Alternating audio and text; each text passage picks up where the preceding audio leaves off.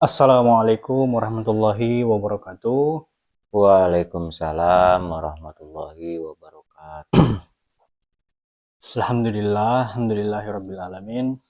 Shalatu wassalamu ala asyrafil anbiya'i wal mursalin. Sayyidina wa maulana Muhammadin wa ala alihi wa sahbihi ajmain. Alhamdulillah kita bertemu lagi di kesempatan kali ini di Cafe Sufi di channel Jalan Ketuhanan, ngobrol makrifat sambil ngopi.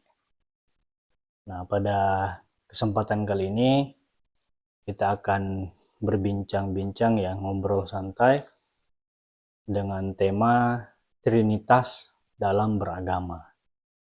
Nah, apakah sebenarnya Trinitas itu? Karena pandangan orang di luar sana bahwa di dalam Islam itu tidak dikenal yang namanya Trinitas.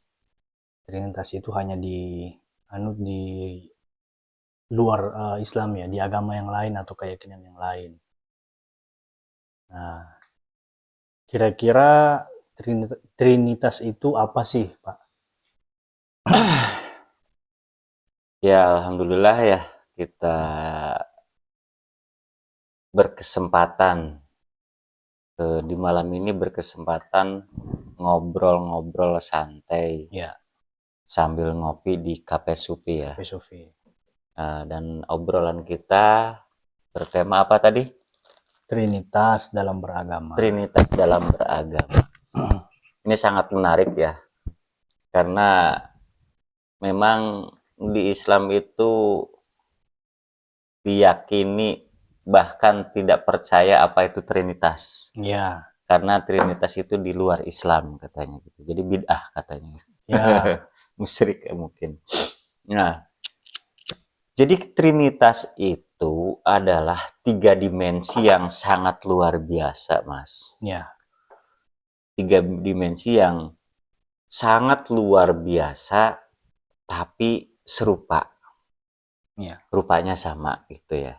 Nah, apa sih Trinitas itu? Kan gitu. ya, Itulah yang disebut gelombang Allah, nur Allah, dan putusan Allah. ya, Nah, di Islam, Trinitas itu Nabi Muhammad, Rasulullah, Allah. ya, Di Kristiani, Trinitas itu Nabi Isa, Roh Kudus, Allah. ya, Nah, terus di Buddha ya, Siddhartha Gautama, guru Buddha, Tuhan. Begitu di umat Hindu, Sri Krishna, Atman, Sang Hyang Widiwasa. Itu yang disebut sistem. ya, Atau yang di Islam itu sebutnya wasilah. Jelas di Islam itu tidak ada yang namanya Trinitas. ya, Tapi disebutnya wasilah. Nah, jadi Trinitas, wasilah itu adalah alat penghubung atau alat penyambung manusia dengan Tuhannya. ya, Makanya lagi-lagi kita bahas ya, bagaimana agar kita di dunia bisa terhubung atau tersambung akan Allah di Raja Akhirat tertinggi. Tentu kita mesti punya yang namanya alat penghubung. Nah, dengan punya alat penghubung, maka jarak dan waktu sudah tidak jadi masalah. ya, Nah, karena kita menghubunginya itu melalui channelnya atau melalui gelombang frekuensinya. ya, Itu yang memang tidak pernah dibahas di luar sana. Nah, makanya kita bahas dalam obrolan santai makrifat di kopi supi ya, Mas ya. ya, Nah, jadi Trinitas itu adalah sebuah sistem ya. Sistem akan ketersambungan kehadirat Allah Subhanahu wa taala. Karena manusia dengan Tuhan itu dua dimensi yang berbeda, bahkan jaraknya tak terhingga. ya, Nah, otomatis ketika kita ingin tersambung atau terhubung ke hadirat Allah Subhanahu wa taala, yaitu tadi kita harus punya yang namanya alat penghubung. Ya. Itulah yang disebut trinitas atau wasilah. Ya. Sebuah sistem untuk menghubungkan diri kepada Allah Subhanahu wa Ta'ala. Ya. Nah, dengan ketemunya tali wasilah atau trinitas tersebut, maka sekalipun kita masih di dunia, secara ruh kita telah tersambung dengan yang maha ruh, Ya. atau Allah Subhanahu wa Ta'ala.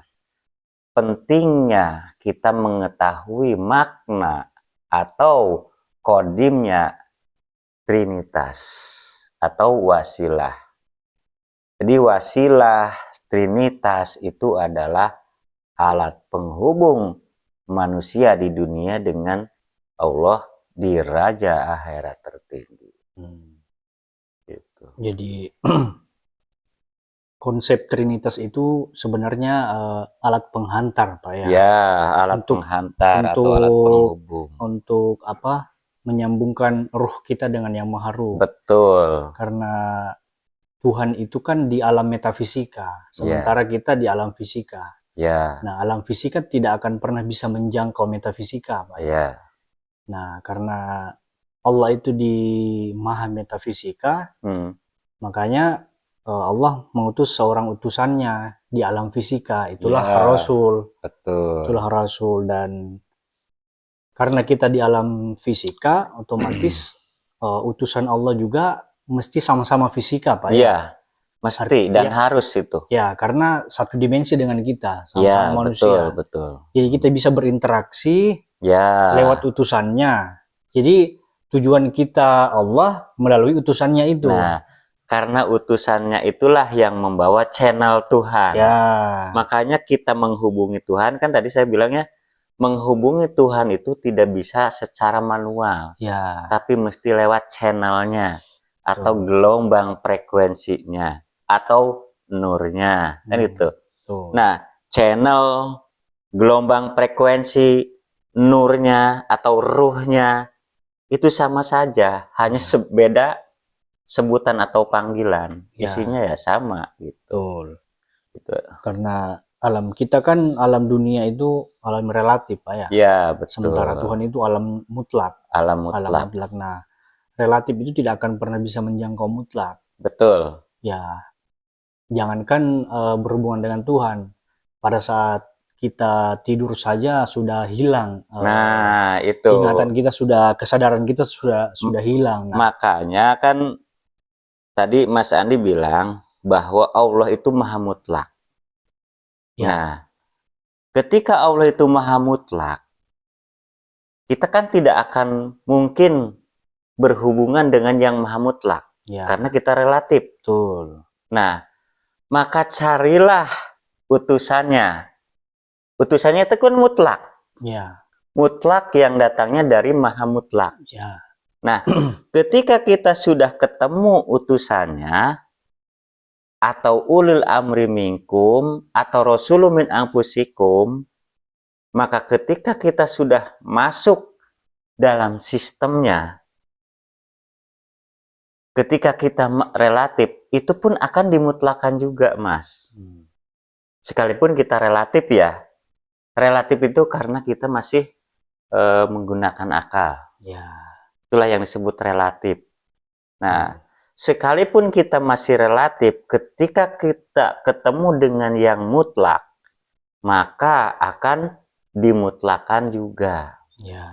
Itulah makna dari trinitas atau wasilah, atau alat penghubung, tali penghubung itu. Jadi trinitas itu sebenarnya wajib, Pak ya. Wajib ketemu. Ya, hanya perbedaan sebutan nama saja, tapi maknanya sama. Sama ya. Sama halnya Nabi Muhammad menyebut tali penghubung itu atau yang penghantar itu kan Rasulullah. Nah, sedangkan Nabi Isa menyebutnya Roh Kudus. Siddhartha Gautama menyebutnya guru Buddha. Sri Krishna menyebutnya Atman. Ya. Nah, kenapa kok sebutannya atau panggilannya beda-beda? Karena Rasul ada di setiap zaman dan menempati wujud yang berbeda. Otomatis bahasanya pun berbeda. Ya. Menyesuaikan zamannya. Menyesuaikan zamannya. Karena Allah menyampaikan firman-Nya itu melalui utusannya dan akan menyampaikan bahasa utusannya. Ya. Karena Allah tidak akan bisa menyampaikan firman-Nya secara langsung tanpa melalui utusannya. Ya. Itu yang jarang dibuka di luar sana, Mas. Makanya ya sering kita sampaikan ya, ketika kita menyampaikan tentang ilmu ini, kita akan dianggap asing, aneh, bahkan tidak sedikit yang akan menganggap kita sesat. Ya. Dan itu wajib. Ya. Wajib kita dianggap aneh, dianggap asing, bahkan dianggap sesat. Itu wajib, Mas. Karena apa? Karena mereka tidak paham. Mereka tidak mengerti. Makanya wajib mereka mau menilai kita sebagai asing, aneh, bahkan sesat. Itu manusiawi lah. Bahkan mungkin dibilang hukum alam. Manusiawi. Sama halnya ketika kita tidak mengerti tentang ilmu teknologi ya bahasanya. Karena kita tidak mengerti dan tidak mempelajari ilmu teknologi di zaman sekarang. Contoh HP. Kenapa kok kita cuman pegang HP terus udah ada kuotanya, ada nomor yang sama, kok kita bisa ngobrol ya dengan orang yang jauh? Itu karena apa? Karena kita tidak tahu fungsi dari HP tersebut. Tapi ketika kita sudah mengetahui fungsi dari HP tersebut, ya tidak aneh dong.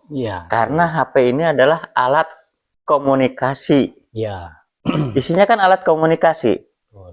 Dengan HP yang nyala, ada kuotanya, ada sinyalnya, dan ada nomor yang sama, maka jarak dan waktu pun sudah tidak jadi penghalang.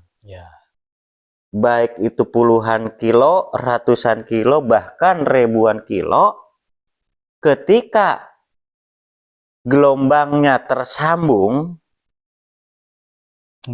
itu secara otomatis akan diterima dengan langsung. Pada detik yang sama. Pada detik yang sama. Begitu juga ketika kita ingin tersambung atau terhubung akan Allah. Ketika kita sudah ketemu channelnya, ya tinggal klik aja kan gitu.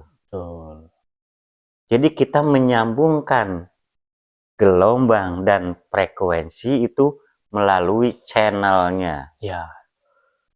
Maka carilah dulu channel Tuhan di dunia ini. Nah, dan channel Tuhan itu ada yang membawa, yaitu seorang manusia. Nah, pertanyaannya, bagaimana cara kita menemukan channel Tuhan di dunia ini? Nah, kembali lagi kita bahas ya. Siapakah pembawa channel atau pembawa gelombang Tuhan atau pembawa nur Tuhan di dunia? Nah, di zaman sudah sering kita bahas sebelumnya ya. Pembawa gelombang Tuhan atau pembawa channel Tuhan di dunia adalah seorang manusia laki-laki. Dialah yang disebut ulil amri minkum. Dialah yang disebut waliya mursida atau rasulun min anfusikum. Hanya saja karena zaman Nabi sudah hatamul Nabi, maka pewaris kerasulan dari Rasulullah Muhammad itu sudah tidak lagi disebut Rasul. Tapi disebutnya al-ulama warasatul anbiya. Ulama yang mewarisi kerasulan dari Nabi Muhammad Shallallahu Alaihi Wasallam. Ya. Nah, jadi jangan salah persepsi ya. Jangan sampai keliru. Jangan sampai keliru. Ya. Karena al-ulama warasatul anbiya itu hanya ada satu di setiap zamannya. Betul. Jadi carilah al-ulama warasatul anbiya tersebut. Al-ulama warasatul anbiya itulah ulama bilah, ulama yang telah beserta dan disertai Allah. Ya. Ulama bilah itulah yang disebut ulil amri minkum. Ulil amri minkum itulah sang pembawa trinitas atau wasilah, atau sang pembawa gelombang Tuhan, atau sang pembawa nur Allah. Iya. Itu. Jadi di balik trinitas itu kalau di dalam Islam ayatnya atiullah wa atiur rasul wa ulil amri minkum. Iya. Inilah trinitas ini, Pak ya. Trinitas itu jadi Allah, Rasulullah, ulil amri minkum. Ya. Nah, dulu ulil amri minkumnya di zaman Nabi Muhammad. Ya. Nah, karena Nabi Muhammad sudah berlindung atau wafat, maka carilah pewaris ulil amri minkum. Ya. Karena ulil amri minkum pun bukan manusia, hanya saja menempati wujud seorang manusia. Ya. Dan itu tidak akan ada matinya, Pak ya. Nggak ada matinya. Itu. Sama kalau diibaratkan Presiden Soekarno sudah berlindung. Ya. Tapi sampai sekarang kan masih ada presiden. Nah, itu. Jadi apa yang kita sampaikan bahwa agama itu hanya untuk orang-orang yang berpikir atau berakal. Nah, makanya jangan mudah dibodoh-bodohin dengan ceramah-ceramah yang enggak jelas. Jangan mau dibodoh-bodohi dengan ceramah-ceramah yang konyol. Dalam arti selalu menyampaikan bahwa akhirat itu nanti, surga dan neraka itu nanti, alam kubur itu nanti. Semua yang disampaikannya nanti. Itu artinya dia bukan pelaku. Dia hanyalah pencerita atau pendongeng atau peninak bobo yang mau tidur. Nah, kalau mau belajar tentang ilmu ini, tentang ilmu kodim, disinilah di Tarekat Kodim, Tarekat Naksabandiyah Kholidiyah Al-Mahdiyah Nusantara. Kita bisa belajar bareng-bareng bersama guru kita, Guru Walia Mursida.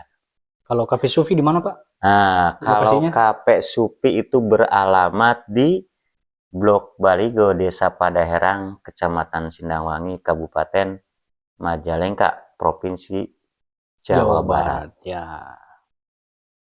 Nah, makanya kita terbuka, Mas.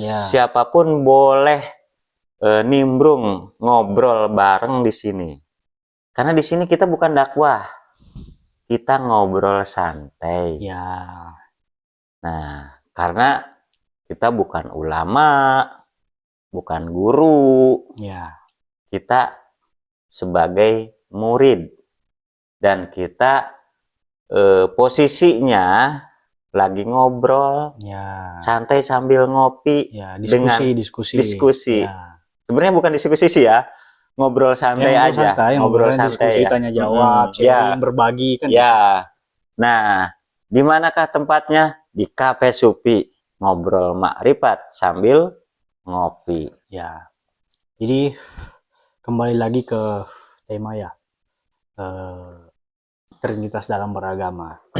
kalau kita melihat di agama lain ya Pak, di agama Nasrani itu ada bahasa, tidak akan engkau sampai kepada Allah Bapa tanpa lewat aku. Nah, terus itu. di agama Hindu juga berbaktilah kepadaku sama halnya kau berbakti pada Yang Maha Kuasa. Itu kata Guru Krishna Pak ya. Nah, begitu juga yang disampaikan oleh Nabi Muhammad. Ya.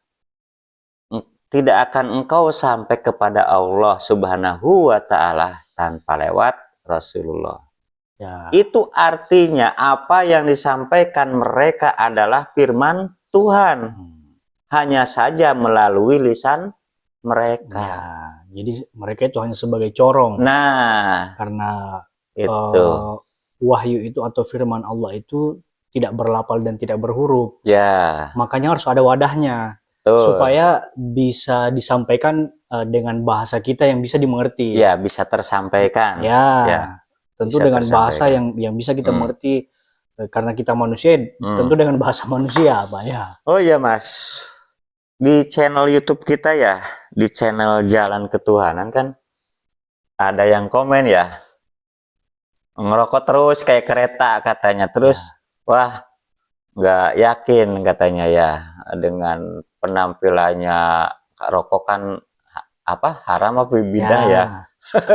Karena kita bukan lagi dakwah, kita lagi ngobrol santai sambil ngopi. Makanya ada kopinya, ada rokoknya, ada cemilannya. Itu karena kita lagi ngobrol santai.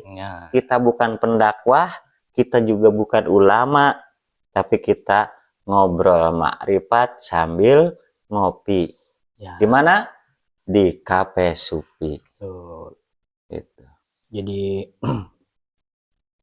intinya Trinitas itu sebenarnya wajib ya, wajib ada. Hanya kalau di Islam itu tidak disebut Trinitas. Sebutnya wasilah. Disebutnya wasilah. Wasilah itu apa? Wasilah itu tali penghubung antara manusia dengan Tuhannya. Nah, apa wasilah itu atau dibaliknya wasilah itu? Yaitu tadi wasilah itu channel ketuhanan, dibaliknya itu ada ulil amri minkum, ada rasul, dan ujungnya Allah Subhanahu wa Ta'ala. Maka Allah menghampiri alam manusia itu lewat wasilah itu, lewat tali penghubung itu, yang satu ujungnya ada pada Allah, satu ujungnya ada pada seorang utusannya. Begitupun juga kita untuk berhubungan dengan Allah, wajib lewat situ juga. Masa Allah mengutus utusannya untuk bisa menyampaikan wahyu atau firman, sementara kita langsung mau berhubungan dengan Tuhan, kan tidak akan mungkin dan tidak akan bisa dipastikan. Dipastikan itu sudah tidak akan bisa. Karena kita ada di alam metafisik, sedangkan Allah adanya di alam maha metafisik. Nah, itu. Nah, bagaimana kan ya? Bagaimana ketika kita masih di alam fisik bisa menembus alam maha metafisik atau alam metafisik ya? Ya, tentu itu ada sistem atau ada syarat rukun cara dan jalannya. Nah, dengan cara seperti apa? Tentunya dengan cara mati sebelum mati atau mati secara hakikat. Karena memang kematian itu ada dua jalur ya.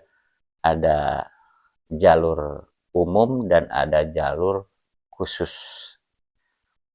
Nah, jalur umum itu ketika matinya mati secara bangkai. Nah, tapi ketika mati secara hakikat, matinya dalam keadaan tersambung atau terhubung akan Allah Subhanahu wa Ta'ala. Dalam arti dia sebenarnya tidak mengalami kematian. Karena kematian bagi orang yang beriman ibaratkan bangun dari tidur. Nah, itulah yang sudah kita lakukan Betul. Jadi dalam proses baiat. ya, jadi inti dari proses baiat itu sebenarnya adalah penanaman nur iman dan nur kitab. Ya, Nah, yang ditanamkan kan nur yang datangnya dari sisi Allah. Nah, ketika kita ditanamkan nur itu kan datangnya dari Allah.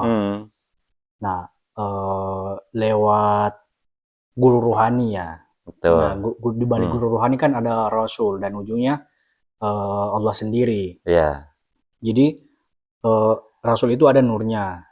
Kemudian kita ditanamkan nur.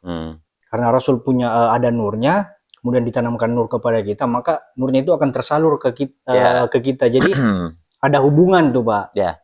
Sedikit saya luruskan tadi ya Mas, tadi bilang guru rohani ada nurnya, ada Rasulullahnya. Di baliknya ya. Sebenarnya kan guru rohani itu ya Rasulullah itu sendiri. Ya. Rasulullah itu sendiri. Jadi guru rohani itu bukan manusia. Ya, bukan manusia. Guru rohani itulah yang disebut Rasulullah.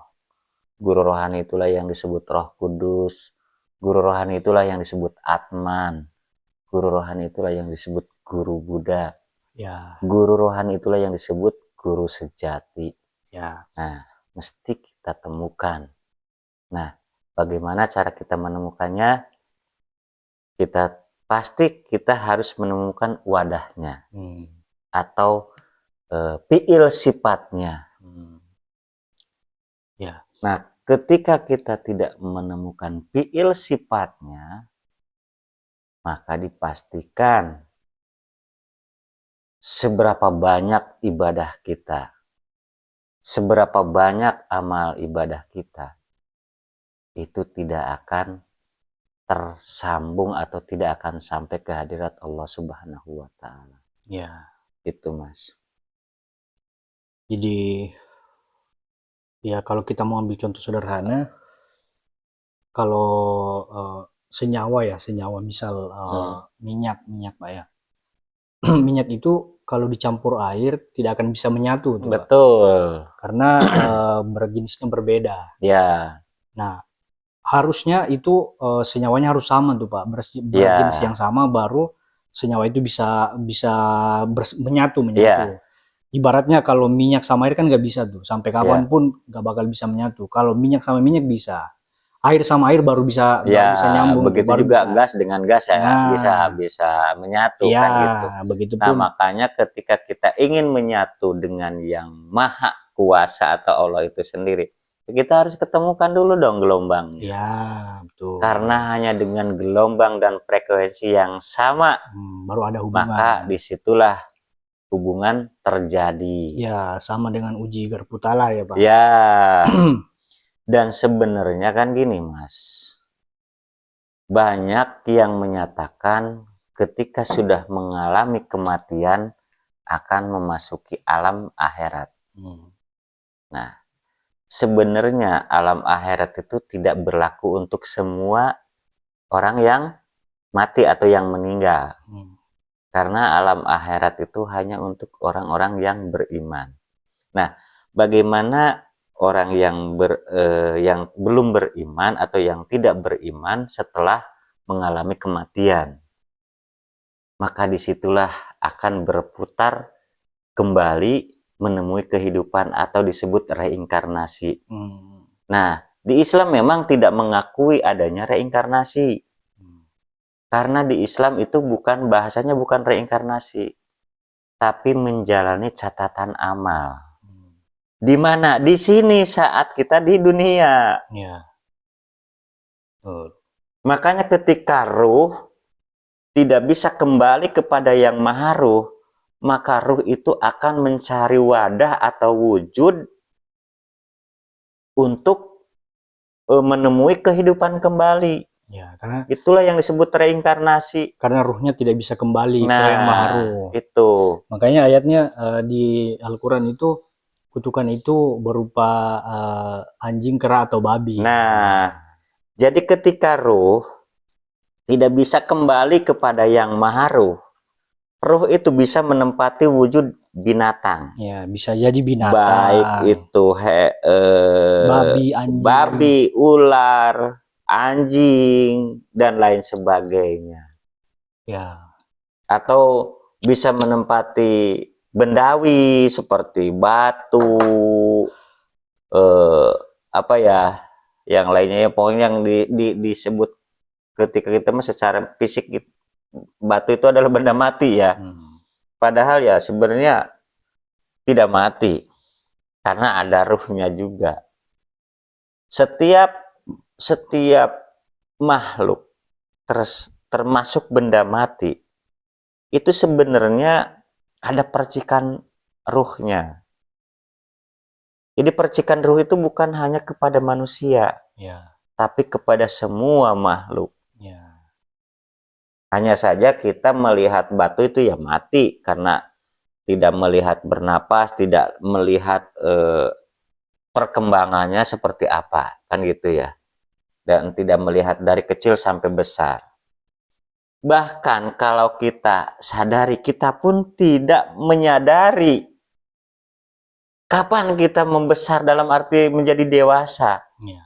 Yang awalnya bayi, jadi anak-anak, dewasa, terus tua atau lanjut usia. Kan kita tidak menyadari. Ya. Apakah kita menyadari perkembangan tubuh kita? Kan tidak. Jadi sudah sangat jelas ya dibahas tadi tentang Trinitas itu. Jadi Trinitas itu bukan hal yang baru ya, dan di Islam pun berlaku Trinitas, cuman disebutnya bukan Trinitas. Ya, kalau di agama lain ya mungkin bisa saja Pak ya. Ya. Jadi Trinitas itu intinya berlaku pada semua umat beragama atau semua agama. Ya. Baik itu Islam, Kristen, Hindu, Buddha, Konghucu, bahkan Kejawen ya. atau Sunda Wiwitan atau Kapitayan. Ya. Hanya saja sebutannya berbeda-beda. Contoh, Trinitas itu berlakunya di agama Kristiani. Ya. Nah, sedangkan di Islam itu disebutnya wasilah. Makanya sering kita sampaikan jangan terpentok di sebuah nama atau sebutan atau panggilan. Tapi kita harus mengetahui isi dari nama tersebut atau makna dari nama tersebut. Itulah yang disebut kodimnya. Nah, sebelum kita mengakhiri percakapan kita, kesimpulan terakhir Pak dari obrolan kita. Kesimpulan terakhir dari tema yang kita ambil ya, Trinitas dalam beragama itu artinya setiap agama itu ada sistemnya. Ada yang disebut Trinitas, ada juga disebut wasilah. Nah, kita sebagai umat Islam menyebutnya wasilah. Nah, sedangkan di umat Kristiani sebutnya Trinitas. Maka carilah baik itu wasilah ataupun Trinitas. Nah, yang jelas yang ada di zaman ini ya. Karena kita sudah tidak ada di zaman Nabi, baik itu Nabi Muhammad, Nabi Isa, Nabi Ibrahim dan selanjutnya. Maka kita harus menemukan yang namanya Trinitas atau wasilah, atau bahasa sederhananya tali penghubung manusia dengan Tuhannya. Tali penghubung manusia dengan Tuhannya itu bisa disebut apa saja. Mau disebut Trinitas, mau disebut wasilah, mau disebut channel, atau mau disebut gelombang, itu sah-sah saja. Yang penting kita tahu isinya atau kodimnya. Cukup Pak? Cukup, untuk sementara cukup. Demikian ya obrolan santai kita pada kesempatan kali ini. Nanti kita akan bertemu lagi pada kesempatan berikutnya dengan tema yang berbeda. Ilahi anta maksudi waridaka matlubi. Assalamualaikum warahmatullahi wabarakatuh. Waalaikumsalam warahmatullahi wabarakatuh.